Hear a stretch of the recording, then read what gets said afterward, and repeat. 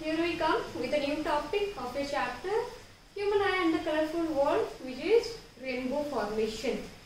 Okay, so rainbow formation is a very beautiful natural phenomenon in our nature which we observe in our sky. So in our today class we studied about the rainbow formation, that how it forms in the sky. So before going to rainbow formation, we discussed some important topics like total internal reflection, critical angle. We have to cover these topics first, then we move to the rainbow formation.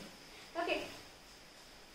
So about total internal reflection, क्योंकि rainbow formation के लिए rainbow formation को समझने के लिए आपको पहले total internal reflection को समझना पड़ेगा. टोटल इंटरनल रिफ्लेक्शन जो वर्ड आता है रिफ्लेक्शन, उसका मतलब ये नहीं है कि हम लोग रिफ्लेक्शन में चले गए हैं. नो, ये भी एक रिफ्रैक्शन का ही फेनोमेनन है जिसको अभी हम लोग एक्सप्लेन करेंगे. और ये टोटल इंटरनल रिफ्लेक्शन, ये क्रिटिकल एंगल कैसे आपका यूज होता है रेनबो फॉर्मेशन में, ये भी हमें देखेंगे.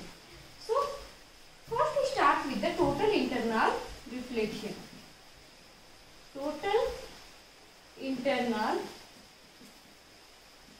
reflection, that is TIR. Okay, total internal reflection, that is TIR. So first हम लोग एक रिफ्रैक्शन के लिए कॉन्सेप्ट लेते हैं. That means here is an interface of the two medium. Suppose this one is first medium, which is denser medium with refractive index mu1, okay, and the second one is it is rarer medium with refractive index mu2. Okay, suppose this denser medium is water and this rarer medium is air. Okay, this is air, this is water. So here consider one point object at the water surface. ये हमारा water surface है. Okay, this one is the water surface. Consider a point object O. Okay, हम लोग एक object को rare medium में रह के कैसे देखेंगे, ये हम लोग ऑलरेडी रिफ्रैक्शन में डिस्कस कर चुके हैं. That when the rays of light are coming from the object and passes through the one medium to the another medium by the phenomenon of refraction, then we can see the objects. Okay, object से सारे raise of light जब जाएंगी दूसरे medium में, then हम लोग उस object को वहां पर देख सकते हैं. So suppose one ray of light goes straight. Okay, जब एक रे ऑफ लाइट इंसिडेंट करती है आपके रेयर और डेंसर मीडियम के इंटरफेस में with the angle of incidence 0 degree. Okay, with the angle of incidence 0 degree, you know that when the ray is incident perpendicularly at the interface of the two medium, then at that case no refraction takes place, no bending of light takes place. So the light ray goes straight without any kind of bending. Okay, so here angle of incidence is 0, angle of refraction is also 0. Then again we consider one incident ray which is hit with some angle of incidence. Suppose this angle of incidence is I2. Okay, इस I2 पर कुछ भी एक value consider कर लेते हैं. Suppose this one is 20 degree. Okay, this value is, इसको I1 consider कर लेते हैं. इधर तो I ऐसे भी 0 है, इसको I1 कंसीडर करते हैं. Suppose the angle of incidence which is with the normal is 20 degree. Obviously the ray of light travelling from denser medium to rare medium, that means जब भी कभी आपका रे ऑफ लाइट डेंसर से rare medium को travel करता है, in that case the ray of light bend away from the normal, bend away from its path. अगर हमारा ऑब्जेक्ट, अगर यहाँ पर कोई भी मीडियम नहीं होता, मतलब रे ऑफ लाइट किस डायरेक्शन में जाता, ऑब्वियसली ये एक स्ट्रेट पाथ में ही जाता. But when the ray of light traveling from denser to rarer medium, that means it traveling, it bend away from the normal, मतलब ऐसे बेंड कर जा रहा है. Okay, and this angle of refraction, suppose if the angle of incidence is 20 degree, that means the angle of refraction is 27 degree.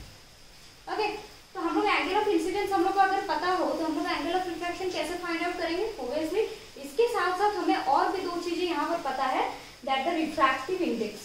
Okay, we know that refractive index of the air, okay, refractive index of the air is 1 and refractive index of the water, ये हो गया μ2, ये है μ1। So water का refractive index कितना होता है 1.33। तो हमारे पास रिफ्रैक्टिव इंडेक्स वाले सारे टर्म्स है। तो अगर हम लोग के पास रिफ्रैक्टिव इंडेक्स है, एंगल ऑफ इंसिडेंस है, तो we can easily find out the angle of refraction by the Snell's law, that is sin I by sin R equal to μ2 1 मतलब ये हो गया μ2 by μ1। तो इसको हम लोग क्या कर सकते हैं μ1 sin I equal to μ2 sin R which is also Snell's law. तो अगर हम लोग μ1 sin I मतलब I का वैल्यू यहाँ पर पुट करते हैं, μ2 का वैल्यू पुट करते हैं, तो हम लोग sin R और R का वैल्यू हम लोग इजीली फाइंड आउट कर सकते हैं by the Snell's law formula. Okay, so for the angle of incidence 20 degree, the angle of refraction is 27 degree. Then इसको क्या करते हैं, angle of incidence को और थोड़ा सा इंक्रीज करते हैं।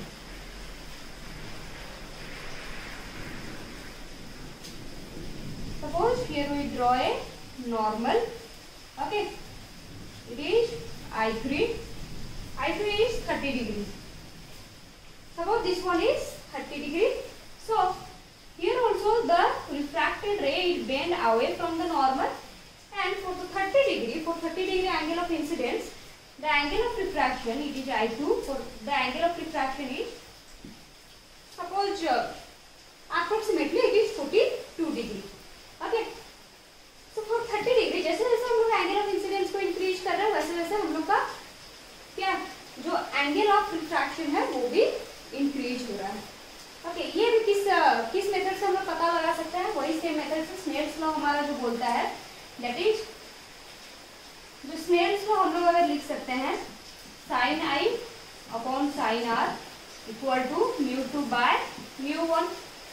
ठीक है, तो अगर ऐसे करते हैं sin I μ2 upon μ1 sin R।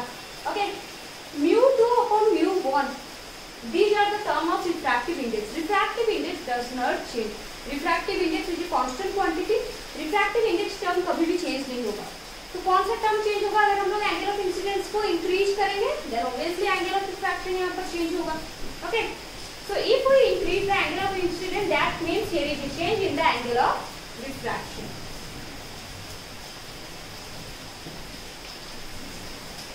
Okay. Suppose if we increase the angle of incidence more I3 और थोड़ा सा angle of incidence को increase करते हैं, then what happens with the angle of refraction? In that case the angle of refraction be 90 degree. Okay, here the refracted ray is grazing over the interface of the two mediums.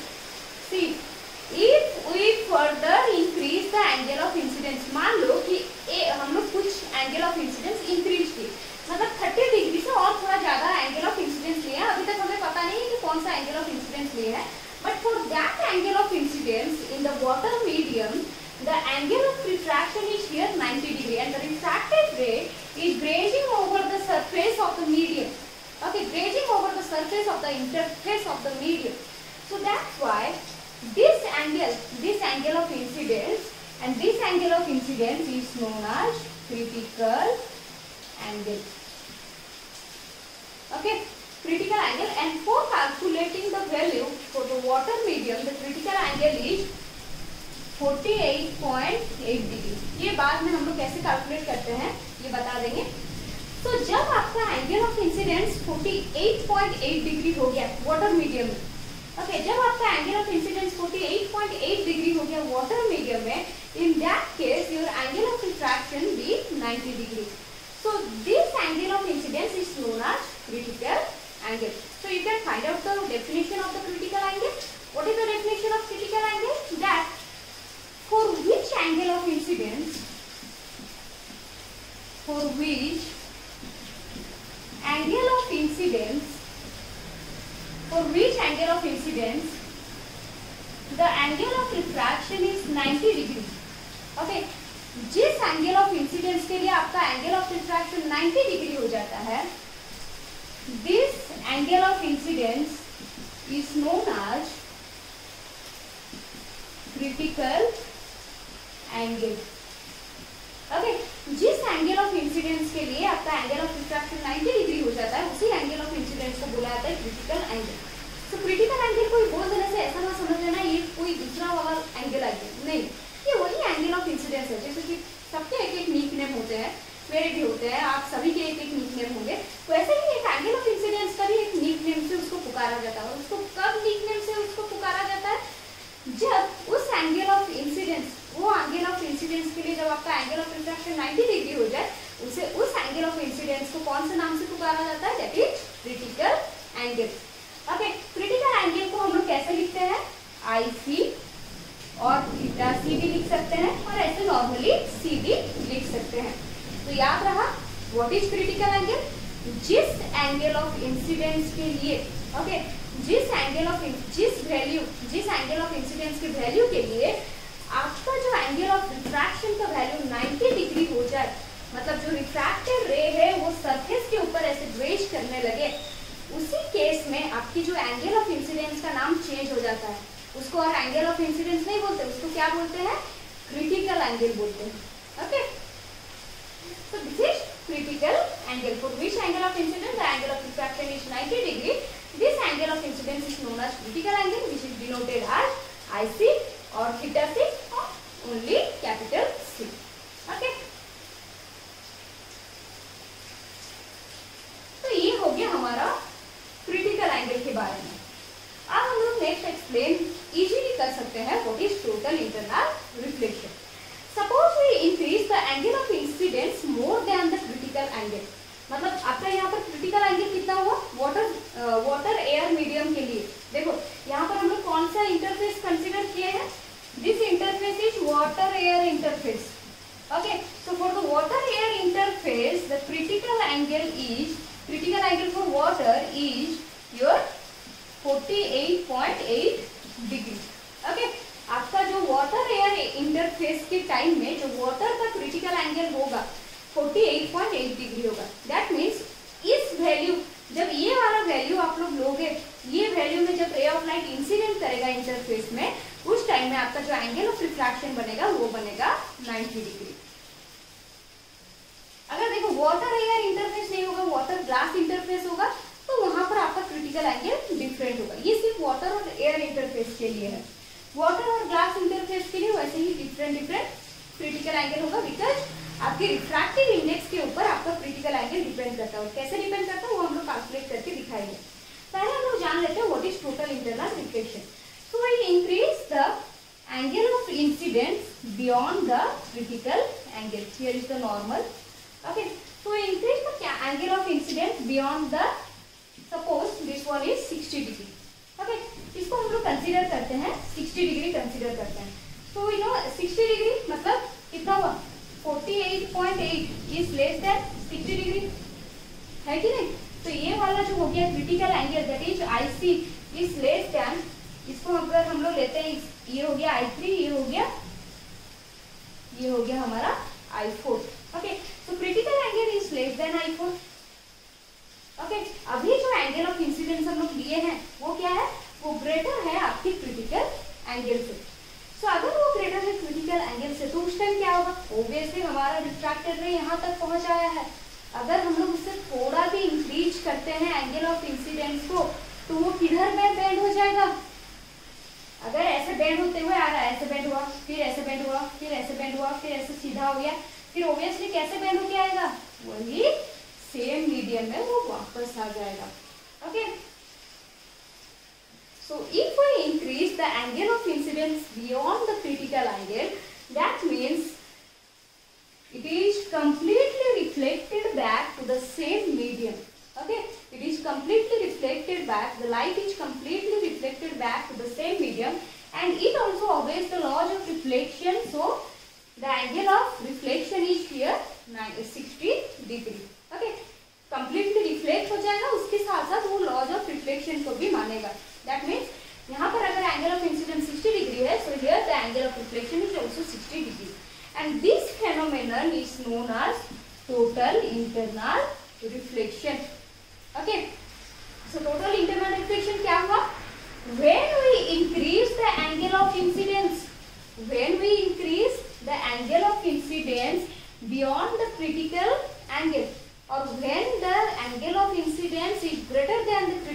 angle, then at that time the whole light are reflected back to the same medium. This phenomenon is known as total internal reflection or TIR. तो समझ में आया TIR किसे बोले? So यहाँ पर लिख लेते हैं that when the angle of incidence is greater than the critical angle. Okay, when the angle of incidence is greater than the critical angle, then light completely reflected back to same medium. Okay, when the angle of incidence is greater than the critical angle, the light completely reflected back to the same medium. This phenomenon is known as total internal reflection. Okay, which is known as TIR. तो इस phenomenon का use होगा हमारे rainbow formation में, वही देखना है कि कैसे यूज होगा। तो इस कॉन्सेप्ट को समझ गए। What is critical angle, what is total internal reflection. So what is critical angle? For which angle of incidence your angle of refraction is 90 degree, this phenomenon this angle of incidence is critical angle. And the phenomenon when the angle of incidence is greater than the critical angle, and when the ray of light is traveling from denser medium to rarer medium. Another condition is there, ray of light traveling from denser to rarer medium. So when the ray of light traveling from denser medium to rarer medium and incident at a surface greater than the critical angle, then at that time the whole light are reflected back to the same medium and there is no refraction takes place, and this phenomenon is known as total internal reflection. मतलब वहाँ पर कोई refraction नहीं होगा। कोई अगर यहाँ पर कोई ऑब्जर्वर रखे हैं हम लोग, ठीक है, अगर बाहर में रेयरर मीडियम में कोई भी ऑब्जर्वर है, वो अगर उस ऑब्जेक्ट को देखना चाहेगा, अगर ऑब्जेक्ट से रे ऑफ लाइट ऐसे क्रिटिकल एंगल से ज्यादा में आ रही है, तो ऑब्वियसली वो रे ऑफ लाइट सारे रिफ्लेक्ट बैक हो जाएंगे वही सेम मीडियम में, और ऑब्जर्वर को कोई भी ऑब्जेक्ट दिखाई नहीं देगा। सो रिफ्रैक्शन बिल्कुल होगा ही नहीं when the angle of incidence is greater than the critical angle. वही नेक्स्ट चीजों हम लोग लेते हैं।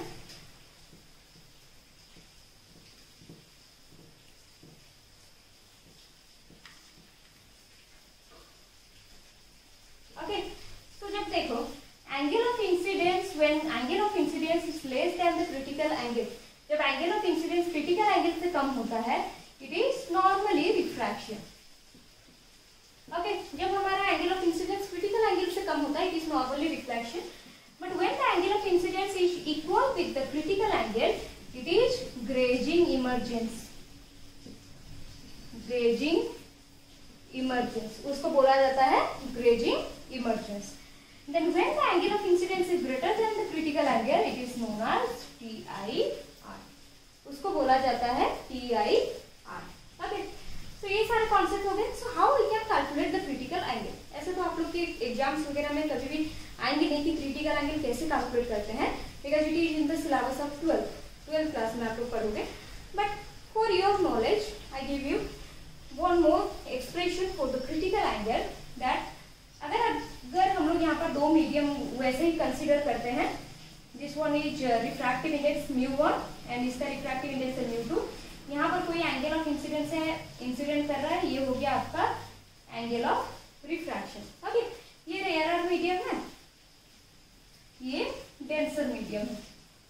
क्योंकि TIR का जो दो कंडीशंस होता है ना, जो कंडीशंस होते हैं हमेशा याद रखना किस केस में आपका TIR होगा। TIR होने के लिए या टोटल इंटरनल रिफ्लेक्शन होने के लिए हमें दो कंडीशंस की फुलफिल होना बहुत जरूरी है। First condition is angle of incidence is greater than critical angle. First condition must be that angle of incidence should be greater than the critical angle. Then second condition is light must travel from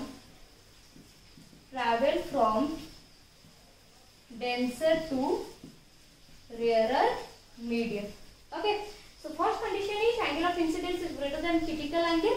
Then second condition is light must travel from denser to rarer medium. denser से rarer medium में light travel करना चाहिए, rarer से denser नहीं travel travel करना चाहिए। जब ray of light rare से डेंसर ट्रैवल करेगी, दैट मीन्स वहां पर कोई टोटल इंटरनल रिफ्लेक्शन नहीं होगा। So these are the two conditions for the PIR। Now we write the formula for the critical angle. Okay, so according to the Snell's law, अगर Snell's law को यहाँ पर लिखेंगे तो कैसे लिखेंगे? μ1, because in this medium it is refractive index μ1, sorry ये हो गया आपका डेंसर, ये है rare. Okay, refractive index μ1 and the angle of incidence I, so μ1 sin I, μ2 sin R। वही जो हम लोग पढ़ रहे हैं, that is sin I by sin R equal to μ2 by μ1, उसी को ही हम लोग इस फॉर्मेट में लिखते हैं, खास करके जब डेरिवेशन के टाइम आता है। सो सब here for the angle of incidence, when the angle of incidence is equal with the critical angle, then the angle of diffraction is 90 degree. We already study about that. जब हमारा angle of incidence critical angle के साथ same हो जाता है, हमारा angle of refraction का value क्या होता है? 90 डिग्री। इसी चीज को यहाँ पर सब्स्टिट्यूट करते हैं, μ1 इज μ1 sin IC, I का वैल्यू हो गया IC, देन μ2 sin 90, तो ये हो गया μ2, बिकॉज sin 90 का वैल्यू क्या है? 1। ओके, तो ये हो गया sin IC is equal to μ2 by μ1, then critical angle का वैल्यू हो गया, ये अगर उधर जाएगा तो हो गया sin इनवर्स μ2 बाय μ1, और IC sin inverse mu of rarer medium upon mu of denser medium। Okay, so how we can calculate the critical angle? Critical angle is equal with the sin inverse mu of rarer medium upon mu of denser medium। If we consider that the rarer medium is air, then air का जो refractive index होता है वो 1 होता है, so sin inverse 1 by mu of any medium। Okay, in this way we can calculate the critical angle of any medium with respect to air or with respect to any other medium। So इसी basis पर बहुत सारे medium के जो critical angle भी find out किया गया है। देखो जैसे कि ये हो गया आपका मीडियम रिफ्रैक्टिव इंडेक्स, एंड उसके बाद ये वाला लिखते हैं क्रिटिकल एंगल। ओके, तो ये हो गया आपका critical angle for water. Mainly 2-3 medium के लिए आपको जानना जरूरी है। वाटर के लिए जो रिफ्रैक्टिव इंडेक्स होता है वो होता है 1.33। सो वाटर के लिए जो रिफ्रैक्टिव इंडेक्स होता है वाटर के लिए 1.33। अगर वाटर और एयर इंटरफेस के लिए हम लोग फाइंड आउट करें, मतलब वाटर एयर इंटरफेस, मतलब वाटर है डेंसर मीडियम और एयर है रेयर मीडियम, तो वाटर एयर इंटरफेस के लिए आपका जो क्रिटिकल एंगल का वैल्यू आएगा 48.8 डिग्री आएगा, अगर आप लोग कैलकुलेट करोगे तो। देन सेकेंड थिंग, ग्लास का जो वैल्यू है, ग्लास और एयर इंटरफेस के लिए जो ग्लास का जो क्रिटिकल एंगल है, फर्स्ट ग्लास का जो रिफ्रैक्टिव इंडेक्स होता है वो होता है 1.52, और अप्रोक्सीमेटली हम लोग कंसीडर करते हैं दैट इज 1.5। तो यहाँ पर क्रिटिकल एंगल का जो वैल्यू आता है दैट इज 41.1 डिग्री इसका वैल्यू आता है। तो अप्रोक्सीमेटली इसको भी कंसीडर किया जाता है ग्लास का critical angle that is 42 degree. Okay, so what the critical angle expression, we can also calculate the critical angle of the different medium. तो ये तो सारी बातें हो गई टोटल इंटरनल रिफ्लेक्शन और क्रिटिकल एंगल के बारे में। Then next move to our important topic which is rainbow formation. Okay, rainbow formation. So rainbow formation, when we can see the rainbow in our sky, at what time we can see the rainbow in our sky? Let's observe it that आप लोग कभी observe किए हो कि rainbow कब formation होता है? Rainbow तब फॉर्मेशन होता है जब आते टाइम सन भी प्रेजेंट रहता है हमारे स्काई में, और आते टाइम रेनिंग भी होती रहती है। Okay, so when the sun and rain present at the same time in the atmosphere or in the sky, at that time your rainbow will be formed in the sky। जब आपका सन भी होता है, मतलब सन शाइनिंग नेचर में होता है, उसके साथ साथ जब रेनिंग भी होते रहता है उसी केस में ही आपका रेनबो फॉर्मेशन होता है। And rainbow and sun, okay, sun and rainbow हमेशा ऑपोजिट डायरेक्शन में ही होते हैं। मतलब ये मान लो कि हम अगर ऐसे खड़े हुए हैं, if sun is in our back side then rainbow is our front side. अगर हम लोग ऐसे फ्रंट साइड में अपने रेनबो को देख रहे हैं तो हमारा जो सन का पोजीशन होगा वो हमारे बैक साइड में होगा। सो सन और रेनबो का पोजीशन हमेशा ऑपोजिट होते हैं। ओके, सो रेनबो फॉर्मेशन के लिए एक ही साथ दोनों चीजों का होना बहुत जरूरी है, because sun is the source of light. Okay, so rainbow formation होते कैसे हैं basically, because of the rain drops, because of the water drops which are in our atmosphere. Okay, जो भी वाटर पार्टिकल्स होते हैं, water particles, the suspended water particles in our atmosphere, because of this water particle and the sun light our rainbow is formed in our sky. Okay, तो जो water particles रहते हैं basically, the water particles is acts like a tiny prism। आप लोग कभी mark किया कि आप लोग जब भी डायग्राम्स वगैरह बनाते हो वाटर पार्टिकल्स को इस तरीके से डायग्राम बनाते हैं। These are act like a water drop. Okay, so these water drops are act like teeny prism. Okay, and by these water drops the refraction, the dispersion takes place and our rainbow is formed in our sky and the source of light is sun. Okay, तो यहाँ पर सन की वजह से, सन की light की वजह से वाटर ड्रॉप्स में डिस्पर्शंस होते हैं, रिफ्रैक्शन होते हैं और हमारा रेनबो फॉर्मेशन होता है। तो कैसे होता है, किन किन स्टेप्स से होता है, पहले स्टेप्स को देख लो। यहाँ पर 3 स्टेप से आपके रेनबो फॉर्मेशन होते हैं, first, second, third. See, first step is refraction and dispersion. Okay, first step is refraction and dispersion. Then the second step is total internal reflection. देखो यहाँ पर total internal reflection आया. Okay. So first step is refraction, dispersion, and second step is total internal reflection, and the third step for the rainbow formation is again refraction. By these 3 steps the rainbow is formed in the sky. यही 3 step को follow up करके हमारा rainbow जो formation होता है हमारे sky में। सो ये 3 स्टेप्स को कैसे फॉलो अप किया जाता है यहाँ पर देखो।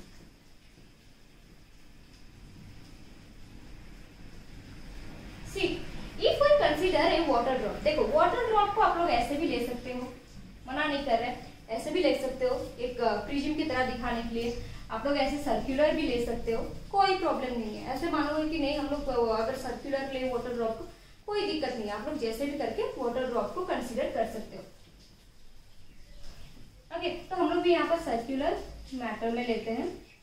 ओके, तो ये हो गया एक सर्कल, और थोड़ा सा बड़ा सा सर्कल ले लेते हैं फॉर इजी। ओके, तो मान लो कि यहाँ पर है हमारा सनलाइट, यहाँ पर है हमारा sun. Okay, first one ray of light is incident at this interface of the water drop. Okay, ये क्या है आपका वाटर ड्रॉप। ओके, ये है आपका water drop. So one ray of light is incident at this spherical surface, ये spherical surface में incident होता है। And this one is air medium and this is obviously water medium। मतलब इसका अपना कुछ रिफ्रैक्टिव इंडेक्स है that is 1, ओके, और इसका अपना एक रिफ्रैक्टिव इंडेक्स है that is 1.33। हमें रिफ्रैक्टिव इंडेक्स पता है। So both having different optical densities or different refractive indices। So that's why when the sunlight is incident at that surface, the splitting of light, okay, light के यहाँ पर splitting start हो जाता है and the phenomenon of splitting of white light into its 7 constituent colours is known as dispersion of light. Okay, so when the ray of light is incident at that surface then what happen, the ray of light is splitted up into its 7 constituent colours because the speed it changes. So white light यहाँ पर ऐसे bending हुआ। Okay, सो most जो ray of light, जो most ray of light जो हमारा bending होता है वो होता है violet and this one is red. So the most bending light is violet and the least bending of light is red. और यहाँ पर बीच में सारे कलर्स है, सारे कलर्स को यहाँ पर नहीं दिखा रहे हैं, नहीं तो फिगर थोड़ा ज्यादा हैजी सा हो जाएगा. सारे कलर्स को यहाँ पर अभी नहीं दिखा रहे हैं, आप लोग को पता है दैट इज विबग्योर. ओके, पता है ना, विबग्योर. ओके, सो ये सारे रेज ऑफ लाइट यहाँ पर इंसिडेंट करते हैं, स्प्लिटिंग होते हैं. तो ये हो गया और एक सरफेस, ये हो गया और एक सरफेस. तो अब रे ऑफ लाइट कहां से कहां जाएगी? वाटर मीडियम से इधर जो है आपका एयर मीडियम. ओके, मतलब वाटर मीडियम से फिर से एयर मीडियम में निकल के जाएगी. बट यहाँ पर क्या होता है? यहाँ पर होता है total internal reflection. So when in the first step, ये वाला था आपका first step, when the ray of light is incident eight one surface, then the rays of light refracted by the water drop. Okay, जो water drop की वजह से यहाँ पर क्या होता है? रिफ्रैक्शन होता है. रिफ्रैक्शन के साथ साथ यहाँ पर क्या हो रहा है? Dispersion. So in the first step it is refraction and dispersion, जो फर्स्ट स्टेप में आपका हुआ. Next second step, second step में यहाँ पर क्या होगा? अगर हम लोग यहाँ पर एक मान लो कि नॉर्मल ड्रॉ कर लेते हैं, यहाँ पर ऐसे ना एक नॉर्मल ड्रॉ कर लेते हैं. ओके, सो ये जो एंगल ऑफ इंसिडेंस के साथ यहाँ पर इंसिडेंट करते हैं ना इस सरफेस में, this angle of incidence is greater then it's critical angle. किसका क्रिटिकल एंगल से? वाटर के क्रिटिकल एंगल से. वाटर का क्रिटिकल एंगल कितना होता है? अभी ही बताए, वाटर का जो क्रिटिकल एंगल होता है वो होता है 48.8 डिग्री. ओके, अगर वाटर के क्रिटिकल एंगल से कोई ज्यादा एंगल में इंसिडेंट कर रहा है, मान लो कि 50 डिग्री हो गया, 55, 60 डिग्री, कुछ भी एक एंगल ऑफ इंसिडेंस से इंसिडेंट कर रहा है, that means these ray of light are not refracted, these ray of light are reflected back to the same medium. So let us consider this angle is 50 degree and this angle is 55 degree. ये सारे ray of light के लिए नहीं है. देखो यहाँ पर 7 colours of light split कर गए. लास्ट क्लास में भी बताए थे, लास्ट क्लास में क्या बताए थे कि सनलाइट जो होता है वो एक रे ऑफ लाइट हम लोग सिर्फ अपने सिंप्लिसिटी के लिए कंसीडर करते हैं. बहुत सारे रेज ऑफ लाइट होते हैं. हम ये नहीं बोल रहे कि सारे रे of light totally internally reflected कर जाएंगे. मोस्टली 80% ऑफ रे of light totally internally reflect कर जाते हैं. मे बी 20% रे ऑफ लाइट जो कि क्रिटिकल एंगल से छोटे वाले एंगल से इंसिडेंट कर रहे हैं, तो वो सारे रे ऑफ लाइट क्या हो जाएंगे? इधर रिफ्रैक्ट कर जाएंगे. Okay, so when the ray of light is incident greater than the critical angle, like 50 degree, 55 degree, क्योंकि critical angle है 48.8 degree. So when the ray of light is, when the angle of incidence is greater than the critical angle, then at that time the ray of light, the whole ray of light is totally reflected back to the same medium. वही same medium में ही वो reflect हो जाएंगे. मान लो ये 50 degree हो गया, तो वही सेम 50 डिग्री एंगल से वैसे वही सेम 50 डिग्री एंगल से, और थोड़ा अच्छे से डायग्राम बना लेते हैं. मान लो ये हो गया नॉर्मल, तो वही 50 डिग्री एंगल से यहाँ पर रिफ्लेक्ट कर गया. ओके, तो ये हो गया. उसके बाद डायग्राम को थोड़ा क्लियर कर देते हैं.